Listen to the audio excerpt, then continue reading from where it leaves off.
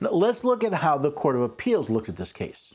The government asserts that the words corruptly obstructs, influences, or impedes any official proceeding in 18 U.S.C. section 1512c2 have a broad meaning that encompasses all forms of obstructive conduct, including appellees' allegedly violent efforts to stop Congress from certifying the results of the 2020 presidential election.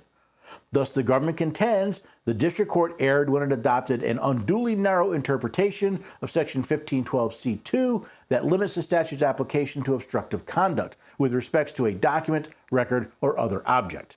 So the government claims that the words corruptly obstructs, influences, and impedes any official proceedings have a very broad meaning that could include all sorts of obstructive actions, including allegedly violent acts to stop Congress from certifying the results of the 2020 presidential election.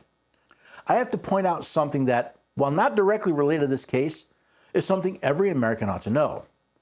Congress does not certify the presidential election. They observe the counting of the votes. From the 12th Amendment, the President of the Senate shall, in the presence of the Senate and the House of Representatives, open all certificates, and the vote shall then be counted. Now, there's not a single mention of Congress voting or otherwise putting their blessing on the election for president. That aside, the court looked at the language of 1512c and came to what I think is a quite reasonable conclusion. In our view, the meaning of the statute is unambiguous.